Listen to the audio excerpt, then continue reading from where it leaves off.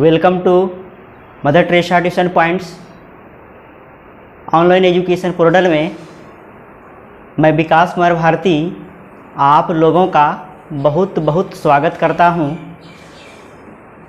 जैसा कि हम लोग पिछले क्लास में चर्चा किए हुए थे कुछ हिंदी व्याकरण से संबंधित कारक के बारे में, उसी से रिलेटेड आज हम लोग संस्कृत व्याकरण में कुछ कारक से संबंधित हम लोग बात पढ़ेंगे, जिसमें कि आज हम लोग यहाँ पर एक चीज़ का यहाँ पे हेडिंग दिए हुए हैं, यहाँ पर विभक्तियों का विशेष प्रयोग, विभक्तियों का विशेष प्रयोग। ठीक है, तो आप लोग सबसे पहले फटाफट जो है चैनल से जुड़ जाइए और चैनल को सब्सक्राइब कर कीजिए और जो है वीडियो को लाइक करके अपने दोस्तों को शेयर कर दीजिए। ठीक है, तो आज हम लोग यहाँ पर विभक्तियों का विशेष प्रयोग में सबसे पहले जो है संस्कृत में कारक का जो परिभाषा होता है, कारक की जो परिभाषा होता है उसके बारे में हम लोग अब से सूत्र के माध्यम से जानेंगे। अब इसमें होता क्या है कि आप लोगों को खास करके जितनी भी बात बताया जाए उसको यहाँ पर ध्यान दीजिएगा कि शायद कुछ पिछले क्लास में ही एक दो क्लास पीछे हम शब्दरूप का चर्चा किए हुए थे। आप जो शब्दरूप का हम हिंट्स दिए हैं वह शब्दरूप बिल्कुल आप याद कीजिए। ठीक है, क्योंकि उसी से रिलेटेड कुछ ना कुछ आपके मतलब कि परीक्षा से संबंधित जो है कुछ ना कुछ बात आपको आने वाला है। तो जब तक आप शब्दरूप नहीं याद करेंगे तो विभक्ति का विशेष प्रयोग जो बताने वाले हैं तो उसका प्रयोग भी सही तरीक़ा से नहीं हो पाएगा, इसलिए शब्दरूप को याद करना बहुत ज़रूरी है। चलिए, तो हम लोग सबसे पहले यहाँ पर देखते हैं कि लिखे हुए यहाँ पर कि क्रियान्वयी कारकम, यानी कि संस्कृत में कारक जो है किसे कहते हैं इसके बारे में थोड़ा जान लेते हैं हम लोग। इसका काम है यहाँ पर कि क्रिया के साथ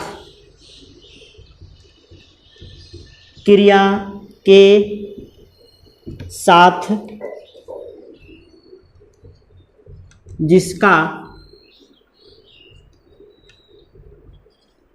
प्रत्यक्ष संबंध हो, प्रत्यक्ष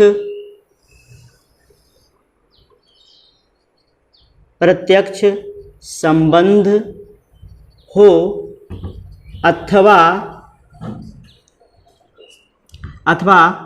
क्रिया का साधक हो, क्रिया का साधक हो, उसे कारक कहते हैं। उसे क्या कहते हैं? कारक कहते हैं। ये संस्कृत का हम बात बता रहे हैं कि मतलब इसका ये हुआ कि जब क्रिया के साथ जिसका निजी शब्द का सीधा यानी प्रत्यक्ष संबंध होगा उसी को हम कारक मानेंगे, अन्यथा कारक नहीं मानेंगे। जिसका सीधा संबंध नहीं होगा उसे हम कारक नहीं मानेंगे। अब देखिए बात क्या होता है, अगर उस बात को आप नहीं समझे तो आप इसको दूसरे तरीका से ये भी कह सकते हैं कि क्रिया के संपादन में जिन पदों या शब्दों का प्रयोग होता है उसे ही हम क्या कहते हैं? कारक कहते हैं। ये भी बात है। जैसे मान लिया जाए यहाँ पर लिखते हैं, देखिए सबसे पहले क्या, जैसे एग्जाम्पल के तौर पे आप लोगों को बता रहे हैं, जैसे यथा में लिखा हुआ है ये रामः, ध्यान दीजिएगा, रामः,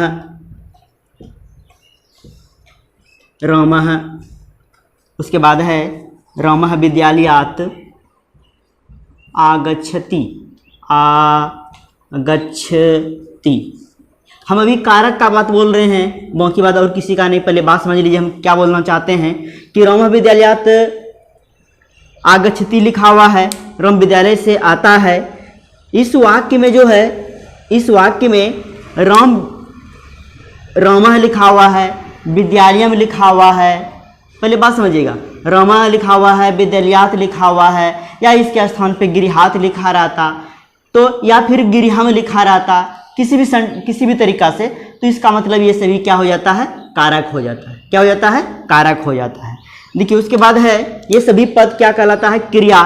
अब जो है ये गच्छति जो लिखे हैं, गच्छति के साथ जो है प्रत्यक्ष संबंध जो हो रहा है यहाँ पर, इसके बारे में जानते हैं।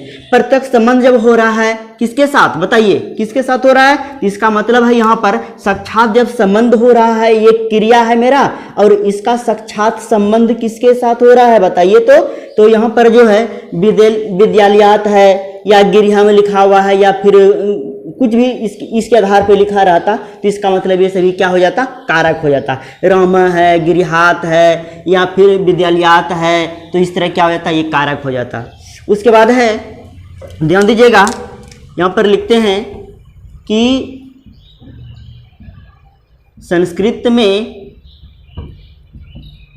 कारक के 6 भेद होते हैं। संस्कृत में कारक के 6 भेद ऐसा लिखे, माना जाता है, माना जाता है, ऐसा ही लिखा हुआ है।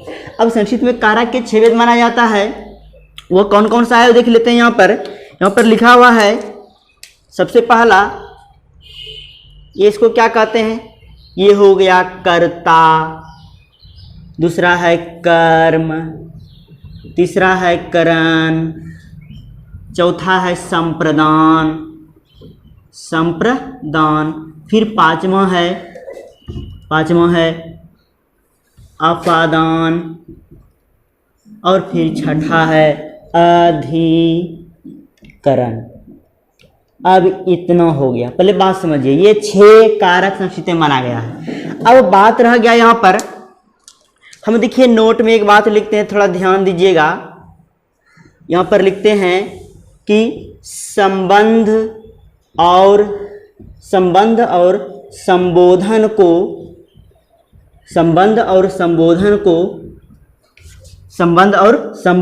देखिए, बात समझिएगा, संबोधन को मात्र लिख दिए, विभक्ति माना जाता है। मात्र क्या माना जाता है, विभक्ति माना जाता है।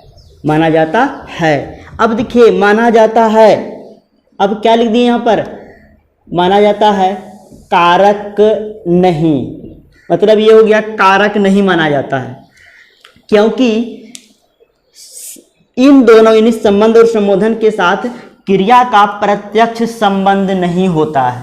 बात समझ रहे ना, क्रिया का प्रत्यक्ष संबंध जो होना चाहिए वह नहीं हो पाता है, वो प्रत्यक्ष रूप से होता है। तो इसलिए जब प्रत्यक्ष रूप से संबंध होगा तभी ना हम कारक मानेंगे, और वो प्रत्यक्ष रूप से होगा। इसका मतलब क्या होगा, इसका मतलब जब प्रत्यक्ष होगा तब कारक होगा, वो प्रत्यक्ष होगा तो इसका मतलब क्या हो जाएगा, उसे कारक गिनती में नहीं मानेंगे, सिर्फ विभक्ति मात्र में हम मान लेंगे। उसके बाद देखिए क्या है, तो यहाँ पर देखिए बात क्या होता है, यहाँ पर ये हो गया। तो कारण इसका यही है, किसी क्रियापद के निष्पादन में, कि किसी भी क्रियापद के निष्पादन में जो है इसका प्रत्यक्ष संबंध नहीं हो पाता है। बात समझ रहे ना, प्रत्यक्ष संबंध नहीं हो पाता है। अब आइए उसके बाद देखिए, यहाँ पर हम एक बात बताने जा रहे हैं। यहाँ पर सबसे पहले समझिएगा कि यहाँ पर लिख देते हैं, इसको बताने के पहले एक बात देखिए, हम जो ये बात बताएं आपको अभी कि संबंध और संबोधन को मात्र विभक्ति माना जाता है, कारक नहीं, क्योंकि इन दोनों के साथ क्रिया का प्रत्यक्ष संबंध नहीं हो पाता है। फिर जो है, अब देखिए यहाँ पर जो बात बताएं आपको अभी, उसी से रिलेटेड यहाँ पर बात आया है कि विभक्तियाँ जो है, हम जो लिखे ऊपर में हेडिंग विभक्तियों का विशेष प्रयोग में, सबसे पहले इस बात को गौर करना है कि विभक्तियाँ 2 तरह की होती है। 2 तरह की, कौन कौन, एक कारक विभक्तियाँ हैं, एक कारक विभक्तियाँ। अब देखिए कारक विभक्तियों में क्या होता है कि क्रिया से संबंधित शब्दों में जो विभक्तियाँ लगती है, इसी को क्या कहते हैं, कारक विभक्ति कहते हैं। इसी को क्या कहते हैं, कारक विभक्ति कहते हैं। यहाँ पर देखिए बालका लिखा हुआ है और यहाँ पे मोदकम लिखा हुआ है ना, तो ये दोनों जो है, ये दोनों क्या हो गया, ये दोनों जो है कारक विभक्ति हो गया। क्या हो गया, कारक विभक्ति हो गया। हम अभी कर्ता कारक, कर्म कारक, इस चीज का चर्चा नहीं करें, सिर्फ हम बोले हैं क्या कि ये जो है कारक से यहाँ पर जो बताया अभी क्रिया से संबंधित शब्दों में जो विभक्ति लगती है उसे ही कारक विभक्ति कहते हैं। इसका मतलब ये क्या है, कारक है, यानी कि बालक भी कारक है, मोदकम भी कारक है। ये हो गया, क्रिया से संबंधित है। उसके बाद देखिए, उसके बाद है उपपद विभक्ति। वाक्य में प्रयुक्त अन्य शब्दों के योग में जो विभक्ति लगती है उसी को क्या कहते हैं, उपपद विभक्ति कहते हैं। उसी को क्या कहते हैं, उपपद विभक्ति कहते हैं। कैसे, जैसे मान लिया जाए, लिखा हुआ यहाँ पे सीतारामेन सह वनम ओगच्छत, सीताराम के साथ बन गई, सीताराम के साथ बन गई। तो इसका मतलब रामेन जो लग गया यहाँ पर, ये जो लिखे हैं रामेन, यही क्या हुआ, उपपद हो गया। अगर हम यही कहते यहाँ पे लिखा रहता कि यहाँ पर गणेशाय नमः, गणेशाय नमः, यही लिखा हुआ है, तो ये गणेशाय जो लग गया, इसका मतलब ये क्या हो गया, ये उपपद विभक्ति हो गया। बात समझ रहे ना, ये क्या हो गया, उपपद विभक्ति हो गया। तो यही बात समझना है कि विभक्तियों जब दो प्रकार के हो गया तो इसमें क्या क्या आ गया, एक हो गया यहाँ पर उपपद में रामेन हो गया, और यहाँ पे गणेशाय नमः लिखे हैं, ये दोनों क्या हो गया, उपपद विभक्ति हो गया। तो थोड़ा इसी को थोड़ा गौर करना है। उसके बाद आते हैं हम लोग, उसके बाद देखिए हम लोग यहाँ पर एक सूत्र लिखे हुए हैं। सबसे पहले ये जान लीजिए कि कर्ता कारक प्रथम व्यक्ति, ऐसा ही लिखे हैं। इसका मीनिंग ये हो जाता है यहाँ पर कि कर्ता कारक में प्रथम व्यक्ति होती है। इतना सा बात पहले समझ लीजिएगा। हम इसका सूत्र आप लोगों को लिखाएंगे और समझाएंगे भी। पहले बात समझिए हम क्या करना चाहते हैं।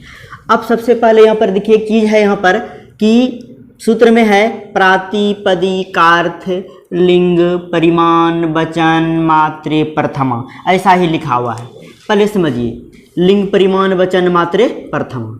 तो सबसे पहले देखिए यहाँ पर इसको हम एक लाइन में अगर डिफाइन कर दें तो वो भी सही है। देखिए कैसे, प्रातिपदिकार्थ लिखा हुआ है, प्रातिपदिकार्थ मात्र में, लिंग मात्र में, परिमाण मात्र में, वचन मात्र में कौन सी विभक्ति, प्रथमा विभक्ति होती है। ऐसा ही बात लिखा हुआ है। अब देखिए अगर वैसे आप अगर इस चीज़ को आप नहीं समझ पाए तो आपको देखिए हम एक इस सूत्र को जो है हम थोड़ा अलग अलग करके भी हम समझ सकते हैं। देखिए सबसे पहले बात क्या है यहाँ पर, अगर यहाँ पर हम यहाँ पर लिखते हैं कि सबसे पहले एक नंबर में यहाँ पर प्रातिपदिकार्थे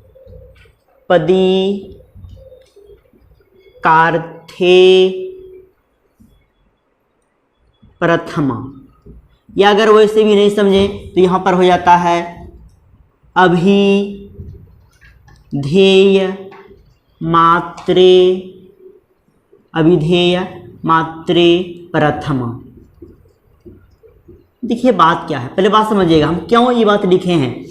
इसको हम अलग अलग करके, जब सूत्र को हम अलग अलग करके समझते हैं तो इसमें एक ही स्पष्ट होता है यहाँ पर कि प्रातिपदिक का अर्थ होता है नाम।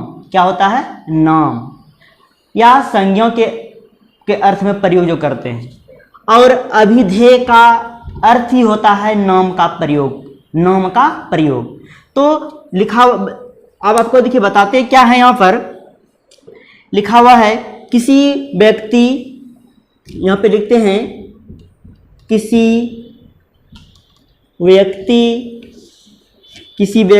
या वस्तु, किसी व्यक्ति या वस्तु के नाम लिख दिए, किसी वस्तु या ऐसे भी बोल सकते हैं किसी व्यक्ति या वस्तु के नाम। उसके बाद देखिए क्या है, के नाम को व्यक्त करने के लिए, के नाम को व्यक्त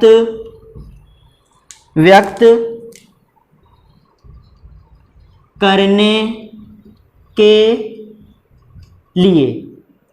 के लिए व्यक्त करने में या करने के लिए मात्र में प्रथमा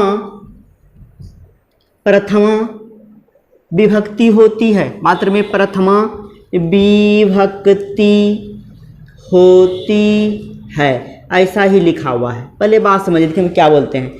किसी व्यक्ति या वस्तु के नाम को हम अगर व्यक्त करते हैं तो उसके मात्र में जो है सिर्फ हम क्या करते हैं, प्रथमा व्यक्ति लगाते हैं। जैसे मान लिया जाए यहाँ पर हम लिखते हैं जैसे में लिखा हुआ है यहाँ पर, जैसे लिख दिए बालकः, रामः, कृष्णः, ये लिख दिए। उसके बाद देखिए जैसे लिख देते हैं मोहनः, ये भी होगा। जैसे लिख देते हैं यहाँ पर देवाः, माने देवता लोग। इसका मतलब ये हुआ, यही देखिए ये सभी क्या है, प्रथमा व्यक्ति में है। भले एक वचन बहुवचन कुछ भी रहे, द्विवचन रहे, उससे कोई मतलब नहीं है, लेकिन किस में है, प्रथमा व्यक्ति में है। तो यही कहता है किसी वस्तु या व्यक्ति के नाम को व्यक्त करने के लिए मात्र में हम किसका प्रयोग करते हैं, किसका प्रयोग करते हैं, प्रथमा व्यक्ति का प्रयोग करते हैं। किसका करते हैं, प्रथमा व्यक्ति का प्रयोग करते हैं। उसके बाद देखिए फिर क्या है यहाँ पर, दूसरा नंबर में है ये लिंग मात्र, यहाँ पर लिख देते हैं लिंग मात्रे प्रथमा। पहले बात समझिएगा, लिंग मात्रे प्रथमा ऐसा ही लिखा हुआ है। यहाँ पर बात देखिए क्या है, लिखते हैं कि जिन शब्दों के लिंग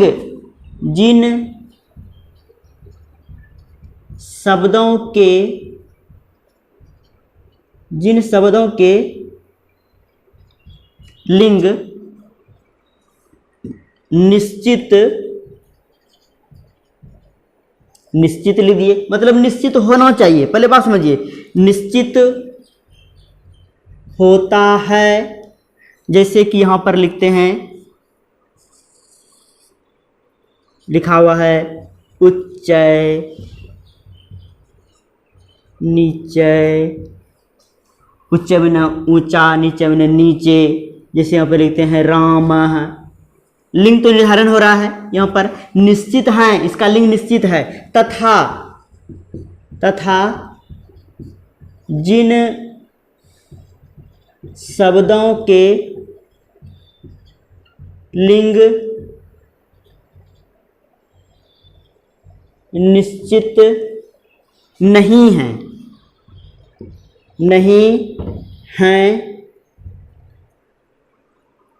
उसके अर्थ का बोध कराने के लिए, उसके अर्थ का बोध कराने के लिए मात्र में प्रथमा विभक्ति होती है, ऐसा ही लिखे हैं। अब देखिए ये तो लिंग निश्चित है, चाहे स्त्रीलिंग पुल्लिंग जो भी है, बात समझिएगा। तो बात देखिए पर तो पुल्लिंग ये है और लिंग तो निर्धारण हो गया। तो यहाँ पर देखिए, यहाँ पर कहता है जिसके लिंग निश्चित नहीं है उसके अर्थ के साथ साथ जब हम लिंग को सूचित करते हैं तो उसमें ही प्रथमा व्यक्ति लगाते हैं। जैसे मान लिया जाए यहाँ पर यथा में लिखते हैं क्या, जैसे एक ही शब्द लिखते हैं लेकिन तीनों का लिंग जो होगा अलग अलग होगा। जैसे हम लिखते हैं यहाँ पर ये तट दिए, तट में क्या, किनारा होता है। अगर यहाँ पर विसर्ग लगा दी इसका मतलब क्या, ये पुल्लिंग बन गया। यहाँ पर देखिए फिर लिखा हुआ है तट लिखा हुआ, अगर दीर्घई लिखते हैं इसका मतलब ये स्त्रीलिंग में हो गया। नदी के किनारे होता है ना, इस नदी क्या स्त्रीलिंग, तो किनारा भी स्त्रीलिंग हो गया। अब यहाँ पर लिखते हैं क्या, जैसे लिख दिए तटम, तो इसका मतलब ये भी क्या है, नपुंसकलिंग हो गया ना। तो इसका मतलब है कि ये लिंग जो जब सूचित करते हैं, जब लिंग को निश्चित करते हैं उसके अर्थ के साथ साथ क्या करते हैं, प्रथम व्यक्ति का भी प्रयोग करते हैं।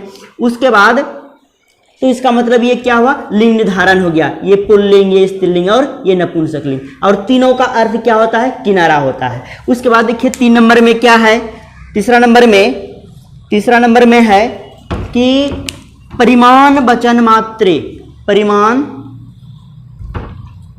लिखा हुआ है परिमाण मात्रे प्रथमा। पहले बात समझिएगा, देखिए यही बात लिखा हुआ है, परिमाण मात्रे प्रथमा। इसका देखिए बात क्या है,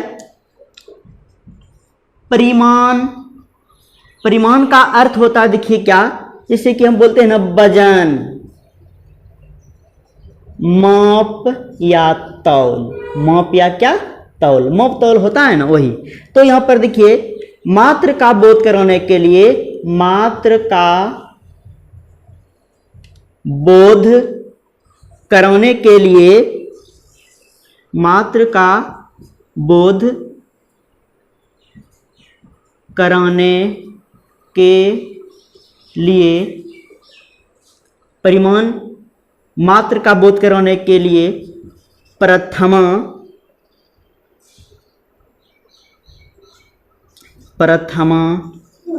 विभक्ति होती है। लिख दिए ऐसा ही। पहले बात समझिए, माप तौल का भाव होना चाहिए ना। जैसे हम मान लीजिए एग्जाम्पल के तौर पे अगर आपको समझाएं यहाँ पर, जैसे लिख दिए यहाँ पर यथा। पहले बात समझिएगा, यथा में लिखा हुआ यहाँ पे क्या लिखा हुआ है, यहाँ पर द्रोण, और यहाँ पे लिखते हैं ब्रीही।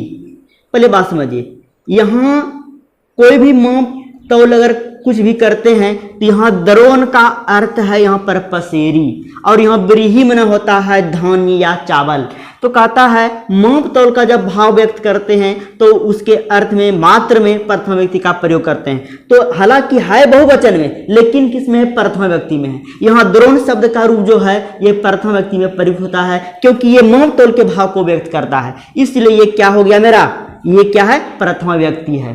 तो आप लोगों को यहां तक समझ में आ गया होगा। वीडियो को आप लोग रोक करके बढ़िया से एक बार उतार लीजिए और फिर समझ लीजिए। अब देखिए, एक है यहां पर क्या कि वचन मात्रे प्रथमा, वचन मात्रे प्रथमा। वचन में क्या इंग्लिश में नंबर बोलते हैं, नंबर में क्या? संख्या। तो संख्या का बोध कराने मात्र के लिए प्रथमा व्यक्ति का प्रयोग किया जाता है। लिख दीजिए ये बात, यहां पर लिख देंगे कि संख्या का बोध कराने के लिए मात्र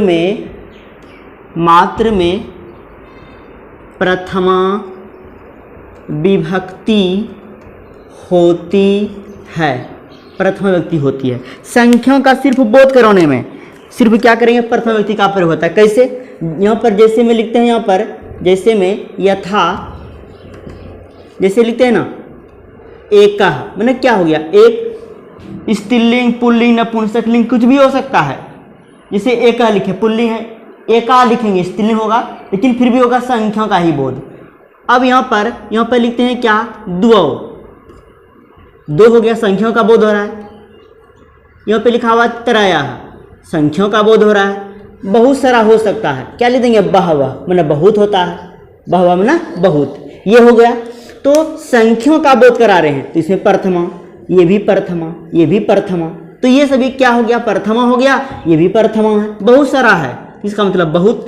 ये हो गया संख्याओं का बोध। अब आपसे ऑब्जेक्टिव टाइप में क्वेश्चन से पूछ दिया कि संख्या का बोध कराने के लिए मात्र में कौन सी व्यक्ति का प्रयोग करते हैं? तो प्रथम व्यक्ति का प्रयोग करते हैं। नाम मात्र का बोध कराने के लिए कौन सी व्यक्ति का प्रयोग करते हैं? प्रथम व्यक्ति का प्रयोग करते हैं।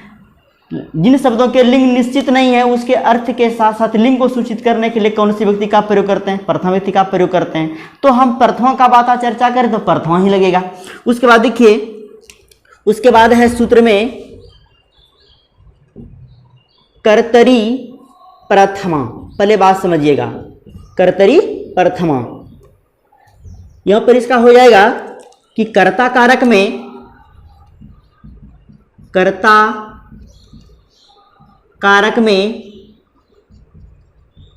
प्रथमा विभक्ति होती है, ऐसा ही लिखे हैं। कर्ता कारक में कौन सी व्यक्ति होती है? प्रथमा व्यक्ति होती है। तो कर्ता कारक में प्रथमा, जैसे मान लिया जाए हमें एक चीज, आप लोगों को हिंदी वाला जो पढ़ा रहे थे कारक, तो उसमें हम जो कर्ता कारक पढ़ा रहे थे उसमें एक चीज ध्यान दीजिएगा। हम बोले क्या? कर्ता कारक में प्रथमा व्यक्ति होती है। जैसे समझाते हैं, ध्यान दीजिएगा। जैसे हम लिखते हैं क्या कि राम पढ़ता है। उस दिन काम क्या कर रहे थे? पढ़ने का जो काम करेगा वह कर्ता कहलाएगा ना। यहाँ पर लिख दीजिए कर्ता, हो गया। और यहाँ पर क्या लिखते थे? ये क्या हो गया? पढ़ना, खाना, पीना, ये क्या है? क्रिया है। तो अब देखिए, पढ़ने का जो काम क्या हुआ? कर्ता हो गया, कर्ता हो गया, और ये क्या हुआ? क्रिया। अभी क्या बताएं? कर्ता कारक में कौन सा व्यक्ति? प्रथमा। प्रथमा यहाँ पर लिख दीजिए। और क्रिया जब भी होती है वो कर्ता के वचन पुरुष के अनुसार ही होती है, तो यहाँ पर लिख देंगे कर्ता के वचन पुरुष क्रिया, यानी कि क्रिया जो है कर्ता के वचन पुरुष के अनुसार लिख दिए। तो यहाँ पर क्या, राम शब्द रूप प्रथम एक वचन में रामः, पठमन पढ़ना, ता है ती है लट लकार में, किसी का नाम प्रथम पुरुष एक वचन में, तो यहाँ पर क्या, तो अर्सी का ती हो गया, रामः पठती। तो इसका मतलब यहाँ पे रामा में कौन सी व्यक्ति है, प्रथमा व्यक्ति है। समझ में आ गया ना। अब देखिए यहाँ पर अब है उसके बाद 3 नंबर में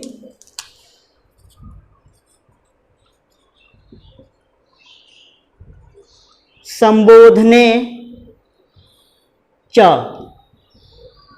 यही बात पहले समझ लीजिए। तो क्या बताए थे आप लोगों को कि संबोधन कारक में प्रथमा विभक्ति होती है, ऐसा ही लिखे हैं। कौन सी व्यक्ति, प्रथम व्यक्ति होती है। अच्छा बताइए कि हम जो अभी बोले संबोधन कारक में प्रथम व्यक्ति होती है, तो इसका अर्थ आपका यानी कि कहने का अर्थ, इसका मीनिंग समझ में आपको आता होगा कि संबोधन मतलब क्या, पुकारना यानी कि चिल्लाना। तो अब देखिए जैसे यहां पर लिखते हैं क्या कि जैसे में है यथा, इसे लिखा हुआ है हे कृष्ण यहां आओ, ऐसा ही लिखा। पहले बात समझिए, यहां आओ ऐसा ही लिख दिए तो समझिएगा हे कृष्ण है ना। तो हम देखिए संबोधन किसको किए, पुकारे किसको हैं, इसी को ना पुकारे हैं। तो इसका मतलब ये क्या हुआ, ये हो गया संबोधन। क्या हो गया, संबोधन हो गया मेरा। और यहां आओ ये अव्यय शब्द है और आओ यहां पे लिखा हुआ, ये क्या हो गया, ये क्रिया है मेरा। पहले बात समझिएगा।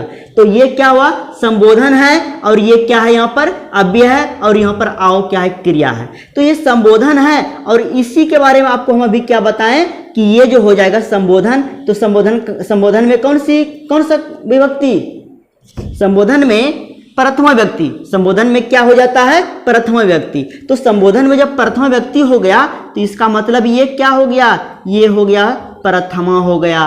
और अब क्या करेंगे, यहाँ ये अव्यय है ना और ये क्रिया है, तो इसका मतलब हो जाता है यहाँ पर क्या कि यहाँ पर बना देंगे हे कृष्ण, हो गया। अत्र यहाँ पर लिख देंगे आगच्छतु, ये हो गया। यही काम तो करना है। तो इसका मतलब हे कृष्ण जो है ये इसमें लग गया प्रथमा विभक्ति। बात समझ रहे ना। तो आप लोग वीडियो को रोक करके जो है बढ़िया से एक बार इसको उतार लीजिए, उसके बाद फिर हम आगे बढ़ते हैं। अब देखिए यहाँ पर एक सूत्र है, क्या लिखा हुआ है, स्वतंत्र कर्ता। बात समझिएगा, स्वतंत्र कर्ता। तो स्वतंत्र कर्ता जो लिखा हुआ है, तो यहाँ पर देखिए इसका क्या करते हैं, इसका कहना है कि जो क्रिया को स्वतंत्र रूप से संपादित करे, जो क्रिया को स्वतंत्र रूप से संपादित करे उसी को क्या कहते हैं, कर्ता कारक कहते हैं। उसी को क्या कहते हैं, कर्ता कारक कहते हैं। और कर्ता कारक में कौन सी व्यक्ति होती है, प्रथम व्यक्ति होती है। तो यहाँ पर अभी हम क्या बोले कि जो क्रिया को स्वतंत्र रूप से संपादित करे उसी को क्या कहते हैं, कर्ता कारक कहते हैं। यानी कि ऐसे भी आप लिख सकते हैं, लिख दिए किसी क्रिया को लिख दिए स्वतंत्र रूप से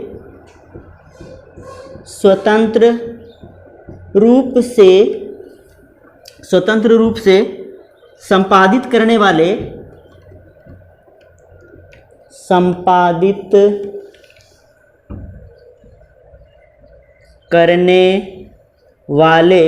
किसी क्रिया को स्वतंत्र रूप से संपादित करने वाले लिख दिए, करने वाले। उसके बाद लिखेंगे करने वाले को क्या, कर्ता कारक कहते हैं। यानी इसका कहना यही है कि जो क्रिया को स्वतंत्र रूप से संपादित करे, जो क्रिया को स्वतंत्र रूप से संपादित करे उसी को क्या कहते हैं, कर्ता कारक कहते हैं। तो यहाँ पर देखिए कर्ता कारक कहते हैं। अब यहाँ पे क्या, और कर्ता कारक में प्रथमा विभक्ति होती है। अब देखिए कैसे, एग्जाम्पल के तौर पे अगर देखा जाए तो यहाँ पर देखिए हम क्या लिखते हैं, जैसे यहाँ पर, जैसे में यथा बोलते हैं, यथा, तो यहाँ पर लिखते हैं जैसे कि राम लिखता है। आप लोगों को एक बात समझ में नहीं आता होगा कि सर हमेशा राम राम क्यों लिखते हैं, और कुछ लिखिए ना। तो अच्छा वही बात लिखते हैं, जैसे हम लिख दिए कि वह लिखता है, सिर्फ अभी यही लिखते हैं और कुछ नहीं लिखेंगे, क्योंकि हम कर्ता कारक का बात कर रहे हैं तो कर्म अभी लाएंगे तो थोड़ा सा दिक्कत हो जाएगा, तो पहले कर्ता को लाते हैं। तो वह लिखता है, लिखने का जो काम करेगा वह क्या कहलाएगा, कर्ता कारक कहलाएगा ना। लेकिन वही बात कहता है कि क्रिया यही है, क्रिया को जो स्वतंत्र रूप से, जो मतलब क्या, जो करने वाला है, जो स्वतंत्र रूप से संपादित कर रहा है, यही संपादित कर रहा है ना इसको, तो इसका मतलब इसको संपादित कर रहा है, तो इसका मतलब ये क्या हो गया मेरा, ये हो गया मेरा कर्ता, और ये क्या हो गया, ये हो गया मेरा क्रिया। समझ रहे ना। तो कर्ता में कौन सी व्यक्ति बताया है, प्रथमा व्यक्ति, और क्रिया जब भी होती है कर्ता के वचन पुरुष के अनुसार होती है, कर्ता के वचन पुरुष के अनुसार होती है। तो अब आप बना दीजिए। तो यहाँ पर क्या करेंगे, वह लिखता है, इसका मतलब ये पुल्लिंग में है। यहाँ पर क्या पुल्लिंग में होता है, सह, लिख दिए सह। अब और यहाँ पे क्रिया क्या है, लिखना, तो लिखना ता है ती है, लट लगानी। वर्तमान काल में ये सह जो है प्रथम पुरुष एक वचन में, यानी कि प्रथमा के एक वचन में, तो क्रिया भी क्या हो जाएगा, प्रथम पुरुष एक वचन में, लट लकार में। तो क्या होता है, प्रथम पुरुष एक वचन में ती होता है, यहाँ पर ती लिख दिए। यही जो है यानी कि क्रिया यही है, और क्रिया को यही स्वतंत्र रूप से संपादित किया गया है, और इसी में क्या लग गया, प्रथमा व्यक्ति लग गया। यहाँ पर अगर रामा भी लिख देते हैं तो यहाँ पर क्या होता है, राम लिखता है। बात समझ रहे ना। उसके बाद देखते हैं यहाँ पर है क्या, इसके बाद है यहाँ पर दूसरा सूत्र है चौथा नंबर में, उक्ते कर्मणि प्रथमा, उक्ते कर्मणि प्रथमा। अब देखिए उक्ते कर्मणि प्रथमा जो है, इसके बारे में थोड़ा समझ लेते हैं।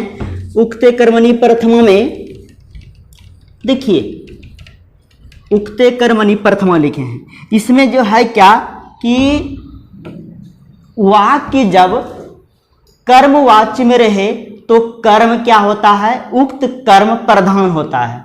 वाक्य जब कर्म वाच्य में रहे तो उक्त कर्म जो होता है क्या होता है, प्रधान होता है। और वही कर्म जो बोल रहे हैं, उक्त कर्म जो है प्रधान कर्म है, उसी में क्या लगाते हैं, प्रथमा व्यक्ति लगाते हैं। तो एक बात और आप लोगों को समझाते हैं कि वाच्य का बात आया है यहाँ पर, तो संस्कृत में वाच्य तीन प्रकार के, कर्तरी वाच्य, कर्मवाच्य और भाववाच्य।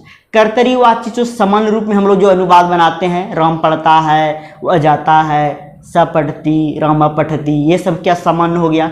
अब अगर कर्मवाच्य और भाववाच्य का बात आया है तो जैसे बोलते हैं ना, कर्मवाच्य या भाववाच्य, कर्मवाच्य में कर्म होना चाहिए और भाववाच्य में कर्म नहीं होना चाहिए, ऐसा बात। तो इसका मतलब ये हो जाता है कि अगर यहाँ पर कह दें, हम बोले हैं क्या, उक्ते कर्मणि प्रथमा, तो इसका मतलब हो जाता है, यहाँ पर परिभाषा लिख लीजिए। यहाँ पे लिखते हैं कि वाक्य जब कर्म वाच्य में रहे, वाक्य जब कर्म वाच्य में रहे तो उक्त कर्म प्रधान होता है। उक्त कर्म क्या होता है, प्रधान होता है। उक्त कर्म प्रधान होता है और कर्म वाच्य के कर्म में कर्म में प्रथमा विभक्ति होती है। ऐसे समान रूप में कर्मवाच्य क्या कहते हैं, कर्म कारक में तो द्वितीय विभक्ति होती है, लेकिन बात आया क्या कि जब वाक्य जब कर्मवाच्य में रहे तो उक्त कर्म प्रधान होता है और कर्मवाच्य के कर्म में प्रथमा व्यक्ति होती है। ऐसा ही बात बताए हैं। तो इसका मतलब यहाँ पर यह हो जाता है कि जैसे में कर्मवाच्य और भाववाच्य के कर्ता में, कर्ता का बात बोल रहे हैं, कर्मवाच्य और भाववाच्य के कर्ता में तृतीया विभक्ति होती है और कर्मवाच्य के कर्म में, इसी के अनुसार कर्मवाच्य के कर्म में प्रथमा व्यक्ति होती है। बस समझ रहे ना? तो ये दोनों को याद रखना है। तो इसका मतलब ये हो जाता है यहाँ पर, जैसे यथा में लिखते हैं, यथा लिख दिए, तो यथा में देखिए क्या, जैसे लिख दिए कि राम के द्वारा चंद्रमा देखा जाता है, ऐसा ही लिखा हुआ है। तो ये हो गया क्या, राम के द्वारा चंद्रमा देखा जाता है। पहले बात समझिएगा, तो देखने का काम तो ये कर रहा है, तो ये क्या करता, पहले बात समझ लीजिए, ये क्या हो गया मेरा, ये कर्ता हो गया, और ये क्या हो गया, ये कर्म हो गया, और देखना क्या हो गया, ये क्रिया हो गया। पहले बात समझिए, हम क्या समझाना चाह रहे हैं कि राम के द्वारा चंद्रमा देखा जाता है, ये कर्मवाच्य का जो है ये सेंटेंस है, यानी वाक्य है, और इसी को समझाना है आपको। अभी हम एक चीज का चर्चा किए कि कर्मवाच्य और भाववाच्य के कर्ता में क्या होता है, तृतीया व्यक्ति होती है। तो कर्मवाच्य और भाववाच्य के कर्ता में तृतीया, तो कर्ता यही है, अब कर्ता बोले हैं तो कर्ता में क्या तृतीया लग जाएगा, क्योंकि कर्मवाच्य और भाववाच्य का ये कर्ता है, तो कर्ता में तृतीया लगा दिए। अब फिर कर्म है, अभी क्या बताएं, कर्मवाच्य में जब कर्म प्रधान रहता है तो कर्मवाच्य के कर्म में कौन सा व्यक्ति, प्रथमा, तो यहाँ पर कर्म में क्या हो जाएगा, प्रथमा हो जाएगा। और क्रिया जब भी होगा वो कर्ता के यानी कि ये इसी के अनुसार होगा, ये कर्ता, तो यहाँ पर क्या होगा, कर्ता के अनुसार सिर्फ प्रथम पुरुष में, और आत्मनेपदी क्रिया लग जाएगा। तो यहाँ पर क्या लिख देंगे, कर्ता के अनुसार सिर्फ क्या, आत्मनेपदी क्रिया, लट लकार, प्रथम पुरुष के तीनों वचन में अगर ये एक होगा तो ये भी एक होगा, अगर ये दो होगा तो ये भी दो होगा, और ये ज्यादा होगा तो ये भी ज्यादा होगा। लेकिन जब ये लट लकार में रहेगा तब, बस में रहना। उसके बाद देखिए, तो यहाँ पे क्या कर देते हैं, ये के द्वारा तृतीया लगाना है, तो राम शब्द रूप का तृतीया क्या हो जाता है, राम लिख देंगे, और तृतीया तो यह क्या रामेन हो गया, रामेन लिख दिए। निकी बालक शब्द रूप का तृतीया, तो बालक लिख के एन जोड़ा, बालकेन हो गया। उसी प्रकार से रोम शब्द रूप का तृतीया क्या, रोमेन हो गया। और चंद्रमना चंद्रमा होता है, चंद्रमना चंद्रमा, और इसका अब क्या बोला, प्रथमा, तो यहाँ पर क्या लग जाएगा, विसर्ग लगा दिए, प्रथमा हो गया। अब क्या देखा जाता है, इसमें जो है कर्मवाच्य और भाववाच्य के क्रिया में जो होता है, सबसे पहले मूल धातु को आप रख दीजिए, मूल धातु को रख दिए, उसके बाद यक प्रत्यय लगा दीजिए, यो को यक, को खत्म, शेष क्या यो बचा, यहां पर लगा दीजिए यो, हो गया ना। अब देखिए इसका आत्मनेपदी क्रिया में लट लकार में ते अते अंते ऐसा होता है। तो बताए थे ये अगर एक रहेगा तो ये भी एक होगा, इसका मतलब यहां पे क्या, तो एका ते लग जाएगा। बात समझे? तो इसका मतलब है राम के द्वारा चंद्रमा देखा जाता है। अगर हम यही बात करते हैं कि सीता के द्वारा रोटी पकाई जाती है, सीता के द्वारा रोटी पकाई जाती है, तो यहाँ पे क्या लता का तृतीया जो होगा लो तो यो आका, तो यहाँ पर क्या सुदीर्घी का तो यो आका सीताया। उसके बाद यहाँ पे क्या रोटी है, तो रोटी का मन रोटी, रोटी का मन रोटी। अब प्रथमा निकालना है तो लता में विसर्ग लगता है प्रथमा के वचन में, नहीं ना, इसका मतलब क्या यहाँ पे रोटी का लिख देते हैं ना। और उसके बाद क्या पकाई जाती है, तो यहाँ पे क्या करते हैं पच्य, पच लिख देते हैं, यो लगा देते हैं, तो एक ते जोड़ देते हैं। देखिए सीता रोटी काम, सीता आए सॉरी सुदीर्घी का तो यो आकर सीतया रोटी का पच्यते, यही हो जाता। तो आप लोगों को संभवतः ये समझ में आ गया होगा यहाँ पर क्या ये कर्म है, कर्म कारक का ये कर्म है, इसमें ये प्रथमा हो गया है, इसलिए ये क्या हो गया यहाँ पर, ये कौन से सूत्र के आधार पर आधारित है, तो यहाँ पर उक्ते कर्मणि प्रथमा। अगर आपसे पूछा जाए रमेण चंद्रः दृश्यते ये कौन से विधायक सूत्र के आधार पर आधारित है, तो आपको यही बात पे थोड़ा ध्यान देना पड़ेगा कि उक्ते कर्मणि प्रथमा, उक्ते कर्मणि प्रथमा। ध्यान ध्यान से समझें। तो अब देखिए आप लोग एक बार वीडियो को रोक करके बढ़िया से एक बार उतार लीजिए, फिर हम आगे बढ़ते हैं। अब देखिए ये 5वां नंबर में है अव्यय योगे प्रथमा। लिखे हैं क्या, लिखे हैं यहाँ पर किसी भी शब्द के आगे अव्यय आने पर उस शब्द में प्रथमा व्यक्ति होती है, उस शब्द में क्या होती है, प्रथमा व्यक्ति होती है। तो अब आप देखिए यहाँ पर हम क्या लिखे हैं, पहले थोड़ा ध्यान दीजिएगा कि किसी भी शब्द के आगे अगर अव्यय आ जाए तो उस शब्द में प्रथमा व्यक्ति होती है। जैसे लिखे हैं यहाँ पर रामः अत्र आगच्छ, यहाँ ये अत्र जो है, राम यहाँ आता है, ये अत्र जो है ये अव्यय है। तो शब्द के क्या बोला, शब्द के आगे, तो ये शब्द है और इसके आगे यहाँ पे क्या अव्यय, तो कहता है उस शब्द में क्या होती है, प्रथमा व्यक्ति। यहाँ पर क्या हो गया, प्रथमा व्यक्ति हो गया ना। यहाँ पर देखिए इति लिखा हुआ है, इति लिखा हुआ है, ये अव्यय शब्द है। रामः इति ईश्वर लिखा हुआ है, यहाँ पे रामः इति ईश्वरः आसीत ऐसा लिखा हुआ है। तो इसका मतलब यहाँ पर क्या, ये अव्यय शब्द है और यहाँ पर क्या कर दिए, ये प्रथमा व्यक्ति हो गया, ये हो गया।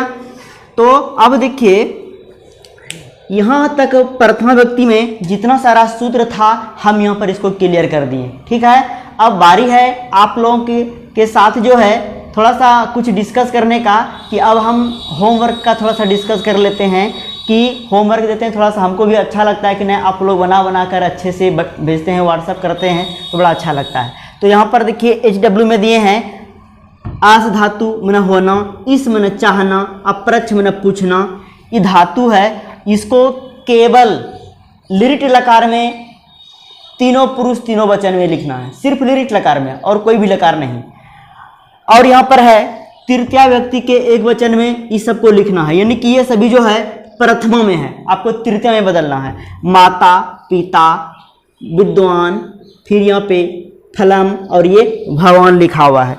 उसके बाद देखिए संस्कृत में अनुवाद करना है। मैं जाता हूँ तुम दोनों खाओ, आप लोगों को जाना चाहिए, वे दोनों पढ़ेंगे। राम ने लिखा, फिर लिखा हुआ यहाँ पर मेरे द्वारा पत्र लिखा जाता है, तो यहाँ पर कर देंगे। ये आपको आज वाला सूत्र जो बताएं उसी के माध्यम से ये बनेगा, तो थोड़ा ध्यान दीजिएगा। तो यहाँ पर लिख्यते या तो लिख्यते ये दोनों का हम प्रयोग कर सकते हैं, ये हो गया। तो अब फिर है चौथा नंबर में मूल धातु लिखना है, प्रच्छति, एशिष्यति, भविष्यति, अकरोत्, और फिर है पश्यति, पच्छति, एधि, ये सभी जो है। तो इतना सा ये होमवर्क करके ये व्हाट्सएप नंबर पर व्हाट्सएप कर दीजिएगा, तो होगा क्या कि हम भी थोड़ा अच्छे से चेक करके जो है ना आपको जो भी होगा फिर अगले नेक्स्ट क्लास में हम आपको इसके बारे में कुछ ना कुछ अवश्य बताएंगे कि आपका कहाँ सही है कहाँ गलत है, बस में लेना। तो आज के लिए इतना सा ही।